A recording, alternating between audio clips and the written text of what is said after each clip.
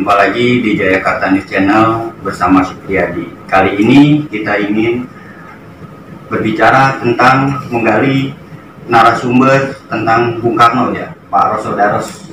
Tiap ada ini selalu jadi narasumber ya tentang Bung Karno.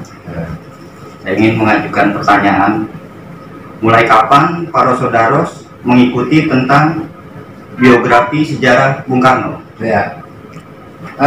Gini, saya tuh sebenarnya bermula dari keluarga ya.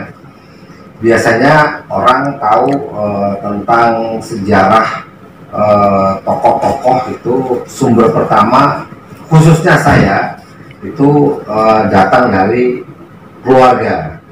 Jadi bapak saya itu adalah PNI, dia pengagum berat Bung Karno. Sampai dia memasang foto Soekarno pada posisi yang begitu terhormat di rumah saya, sehingga saya pun menjadi tertarik. Kenapa bapak saya begitu mengagumi tokoh Soekarno? Itu wajar kalau anak laki-laki mengidolakan pertama kali ya bapaknya, gitu ya. Demikian juga saya ya. Ketika bapak saya menyukai Soekarno, nggak ada komplain. Saya kan nggak tahu apa-apa tentang Soekarno waktu saya masih kecil. Hanya ketika kemudian saya SMP, saya SMA, kebetulan saya SMA di Jogja, akses informasi, akses literasi menjadi lebih mudah didapat karena saya kos. Walaupun saya masih SMA, tapi teman-teman kos saya udah banyak yang kuliah, sehingga memiliki banyak sekali buku-buku, salah satunya tentang Soekarno. Karena waktu itu, jangan salah ya, saya SMA tahun 80-an, dan ketika itu segala sesuatu literatur atau buku-buku tentang Soekarno langka, sangat langka. Karena mungkin ada kebijakan tentang kebijakan yang sekarang kita bisa pahami, kayak semacam ada satu upaya untuk menghilangkan nama Soekarno dari sejarah. Ini yang orang suka menyebutnya dengan de-Soekarnoisasi. Jadi sesuatu yang berbau Soekarno itu sepertinya ingin dihilangkan gitu ya. Tetapi di Jogja saya mendapatkan buku Cindy Adam gitu ya, buku-buku di bawah bendera revolusi.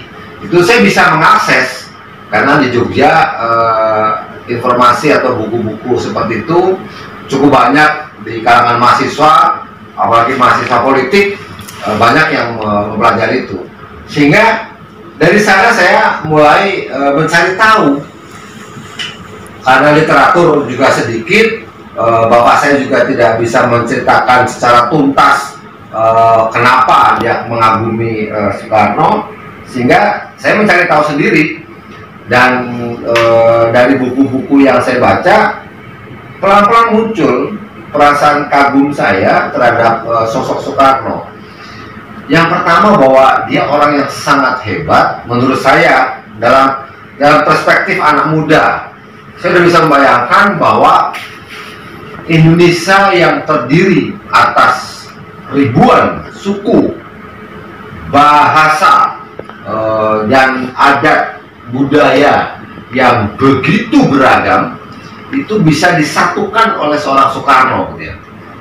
Jadi concern Soekarno tentang persatuan yang kemudian menginspirasi kemerdekaan, sehingga kemudian berwujud pada Indonesia Merdeka, itu menurut saya adalah sebuah karya yang sangat besar, mahakarya.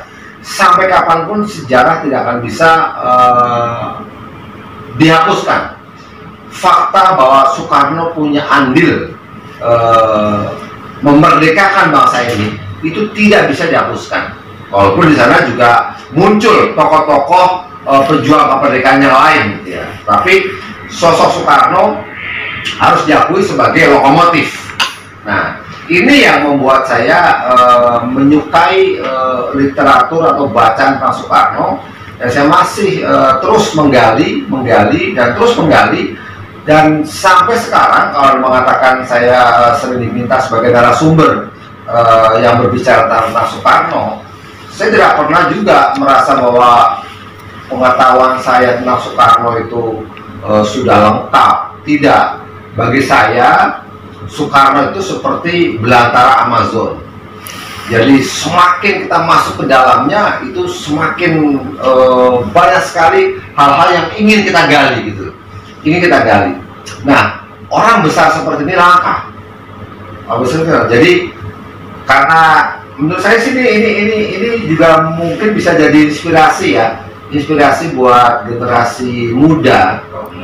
Iya, kalau milenial, bahwa mengidolakan seorang tokoh menurut saya sah dan mungkin harus, karena paling tidak dari sana kita bisa mengambil sisi-sisi positif.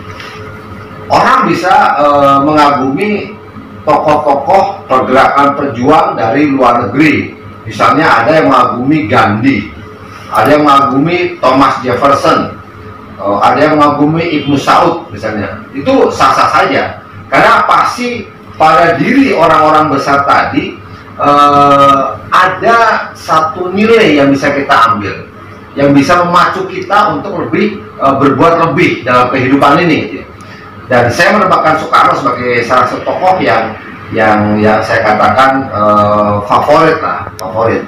Sehingga kalau ditanya, kembali ke pertanyaan Mas Supri tadi, sejak kapan? Ya sejak kecil. Hanya proses pencarian dan penggaliannya mungkin pada saat saya umur belasan. Ketika saya SMA di Jogja, mulai menggali buku-buku bacaan terkait dengan Soekarno gitu ya. Sehingga akhirnya sampai sekarang pun upaya menggali Soekarno saya katakan belum final, belum berhenti. Dan saya masih akan terus mencari apa nih sosok Soekarno. Sehingga buat saya Soekarno adalah satu ruang ilmu yang begitu terbuka, yang sudah mewariskan banyak sekali pelajaran buat bangsa ini. Jadi dia punya buku misalnya Di Bawah Bendera Revolusi, ada buku DBR 1, buku DBR 2. Yang satu berisi kumpulan-kumpulan artikel tulisan yang pernah dibikin oleh Soekarno dari zaman dia masih muda sampai ada tulisan yang memang berhasil ditemukan. Kalau buku itu atau semua tulisan Soekarno berhasil digali dan ditemukan dan dibukukan, mungkin Di Bawah Bendera Revolusi tidak hanya 2 jilid, mungkin bisa berjilid-jilid gitu ya, kan banyak yang hilang. Sehingga mungkin sekarang hanya ada DBR 1 dan DBR 2. Buku satunya berisi kumpulan pidato sejak 45 sampai 66. Itu kan juga setiap 17 Agustus beliau membacakan pidato yang dia tulis sendiri. Itu sangat berbobot menurut saya, dan belum ada Presiden Republik Indonesia yang memiliki naskah pidato kemerdekaan sebagus Soekarno. Apalagi kalau mungkin sekarang banyak staf yang kita bukan rahasia lah, kadang-kadang pidato pimpinan pun dibuat oleh staf gitu ya, pidato presiden dibuat oleh staf gitu ya. Tapi Soekarno tidak. Setiap tanggal 17 Agustus dia menulis sendiri pidato yang akan dia bacakan. Itu kan sesuatu yang luar biasa. Masih banyak sebenarnya warisan-warisan lain dari seorang Soekarno yang bisa kita pelajari.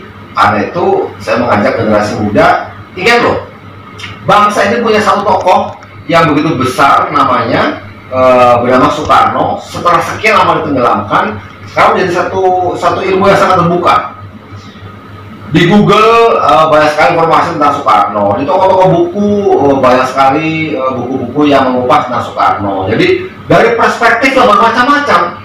Jadi jangan dikira semua buku atau semua tulisan itu menyanjung Soekarno, gitu loh. Ada juga yang menulis secara kritis kebijakan-kebijakan Soekarno, gitu loh.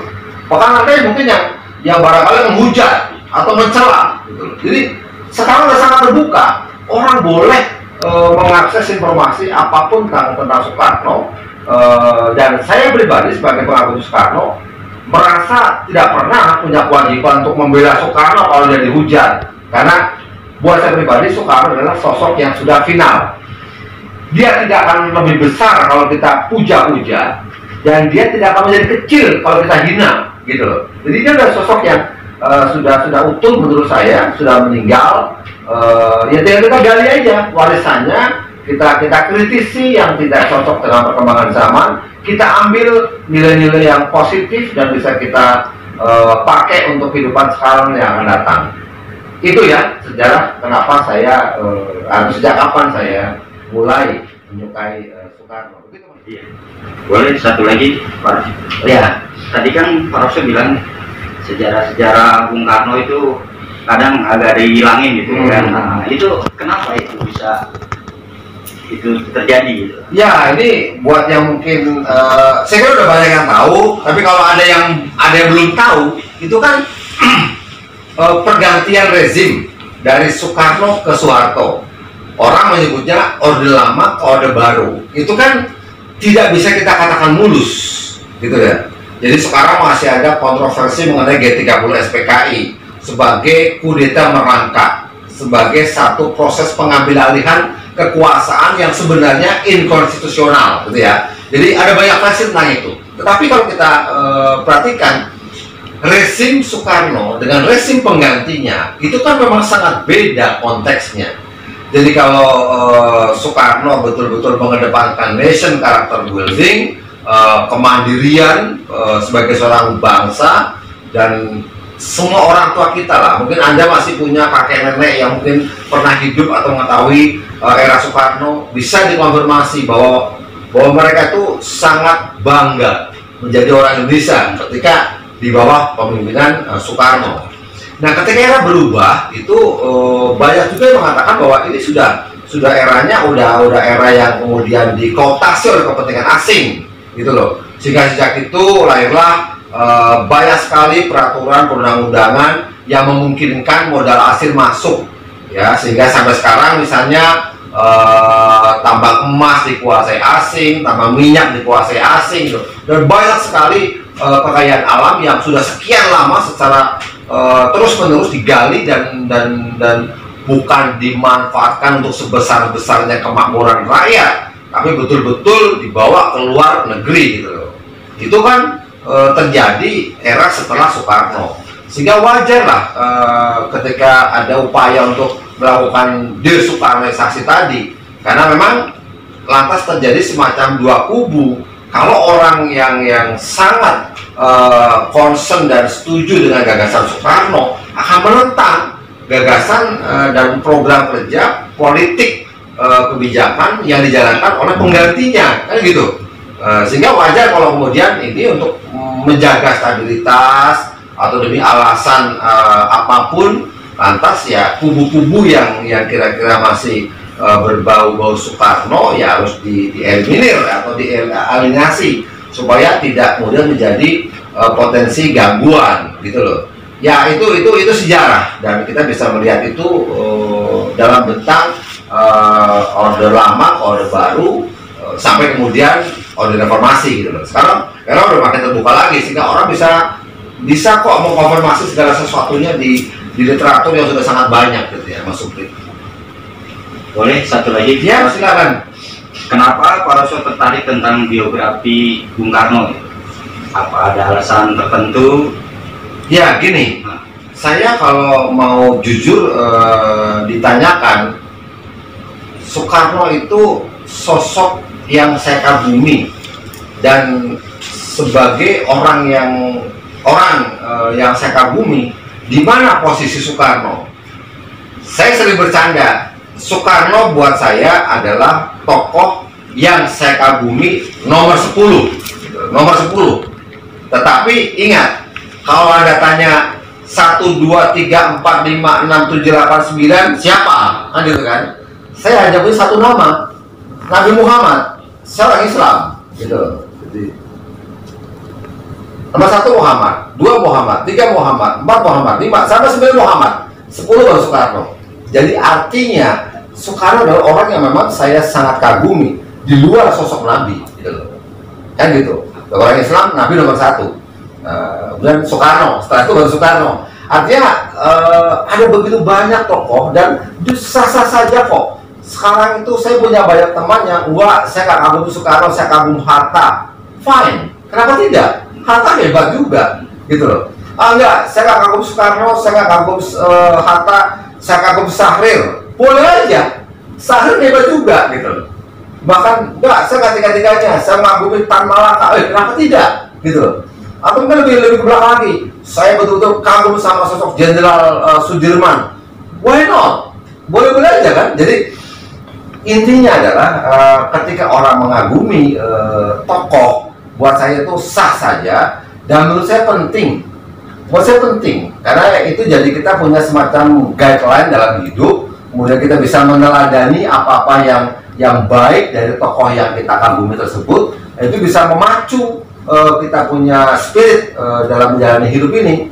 Jadi kalau Anda tanya kenapa saya tertarik, ya kalau menurut saya Soekarno adalah tokoh yang tanda kutip paling besar di bangsa ini sampai sekarang. Saya pribadi menganggap belum ada tokoh lain sekaliber Soekarno, gitu loh. Sejak kita merdeka sampai sekarang, gitu ya. Artinya orang dengan kemampuan yang luar biasa, banyaklah cita-citanya. Jadi kenapa bisa tertarik? Anda harus baca juga sejarah Soekarno, baru mungkin bisa memahami apa yang saya katakan. Jangan kemudian saya katakan, wah ini Mas Rosso terlalu berlebihan mungkin, atau mungkin terlalu mengagung-agungkan. Ya boleh-boleh aja Mas, tapi sebaiknya sebelum menjudgment seperti itu, baca dulu buku-buku Soekarno. Minimal baca buku Penyambung Lidah Rakyat, misalnya itu karangan Cindy Ajam, atau itu sebuah autobiografi. Dan soal itu cukup lengkap menggambarkan. Dan terbayang nggak sih dia kuliah HBS umur belasan tahun, ketika umur 16-17 dia sudah menguasai sekian banyak bahasa asing. Dia Belandanya fasih, bahasa Inggrisnya fasih, Prancisnya fasih, Jermannya oke, Arabnya juga oke. Kebayang nggak anak sekarang dia seperti itu? Ya mungkin ada satu dua. Tapi ingat, ini tidak hanya di kemampuan bahasa loh, tapi dia mudah menuangkan gagasannya melalui waktu itu ada koran terbitannya Sarekat Islam, pimpinannya Pak Cokroaminoto, itu utusan Hindia. Dia menulis di situ dengan nama samaran Bima, bukan nama Soekarno, nama Bima gitu loh. Dia udah menuangkan gagasan tentang politik gitu loh, yang kalau mungkin bayangan saya ya, anak umur belasan sudah bisa menulis sebuah artikel tentang politik yang demikian bisa mempengaruhi banyak orang.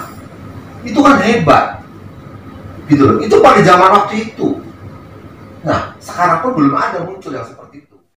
Memiliki 26 ya, 26 gelar doktor honoris causa dari dalam dan luar negeri. Enggak dong. Mau cari di mana tokoh sekaliber itu? Nggak ada. Nah, buat saya ya layak lah kalau saya kagum terhadap Soekarno gitu loh, karena dari prestasi-prestasinya, dulu dari karya-karyanya, dia tidak hanya pandai berorasi, mempengaruhi jutaan rakyat. Itu antara lain yang membuat saya begitu tertarik terhadap sosok Soekarno. Gitu Mas Supri. Satu lagi Pak, boleh nih kayak lebih terang. Ya. Perjalanan Bung Karno sampai dia jadi presiden itu perjalanannya gimana Pak? Iya, panjang sekali. Gini, panjang sekali. Ini cerita perjalanan Soekarno dari mungkin kecil, remaja, kuliah, berpolitik sampai jadi presiden. Itu satu malam nggak selesai Mas Supri. Tapi intinya begini. Ada di fase dia tuh kecil, ada satu buku yang ditulis oleh Im Yang Chu, penulis berkebangsaan Cina, konon dia asli Jawa Tengah gitu ya. Itu tulisannya adalah, judulnya adalah Soekarno Sebagi Manusia. Sebagi bukan sebagai, tapi artinya sebagai gitu. Tapi tulisannya sebagi. Nah, itu terbitan tahun 36. Buku itu terbit tahun 36, menceritakan sosok Soekarno kecil, lahirnya, pindah ke Mojokerto, ganti nama, pergaulannya dengan petani bernama Wagiman segala macam, itu sudah menunjukkan bahwa si penulis ini sudah melihat bahwa ini akan menjadi pemimpin Indonesia masa depan. Ingat, buku itu terbit tahun 36. Penulisnya Im Yang Kyu, judulnya Bung Karno Sebagai Manusia. Saya punya bukunya kalau meminta kopinya. Nah, ini fase kecil ya. Betapa waktu itu sudah ada penulis yang memotret sosok Soekarno. Nah, kemudian ketika dia HBS, kemudian kuliah, orasi politik jelas bahwa dia orang yang gandrung terhadap persatuan, dan dia orang yang di otaknya, di hatinya, di dadanya hanya ada satu cita-cita, memerdekakan Indonesia. Gitu loh. Itu yang dia lakukan itu. Dia tidak pandang kemudian dipenjara, kemudian dia dibuang segala macam, mengalami masa-masa perjuangan yang demikian beratnya ya, sehingga pada saat proklamasi pun itu ada kronik-kronik, nanti ada, kamu kalau bisa lihat sejarah, ada peristiwa Rengas Dengklok, itu ada penculikan Bung Karno, Hatta, Rengas Dengklok, dan ada kontroversi dengan para pemuda yang meminta supaya kemerdekaan disegerakan gitu ya. Tapi singkat kata, merdekalah 17 Agustus 45. Dan pada tanggal 18 ketika orang para pejuang kemerdekaan, Soekarno-Hatta memproklamasikan kemerdekaan atas nama bangsa Indonesia. Kan berarti dia belum presiden. Nah, 18 Agustus ketika ada kumpul-kumpul dan menunjuk siapa nih presiden, itu tidak ada dua calon pilihan voting atau misalnya musyawarah, nggak ada. Semua menyebut satu nama, Soekarno presidennya. Dan proses Soekarno menjadi presiden pertama ya sesimpel itu. Kumpul-kumpul para penggerak, para tokoh-tokoh kemerdekaan, siapa presidennya? Soekarno gitu. Pakainya Hatta gitu, semudah itu waktu itu, tanpa pemilihan umum. Iya, nggak pakai. Yang pertama, itu secara singkatnya seperti itu. Terima kasih Pak Roso. Sama-sama, Mas Supri. Tentang Bung Karno ya. Iya. Ada nggak pesan-pesan untuk kaum milenial buat motivasi? Ya pesan saya cuma ya, karena saya orang yang banyak menulis buku tentang Soekarno, saya membaca dan menerima informasi banyak tentang Soekarno.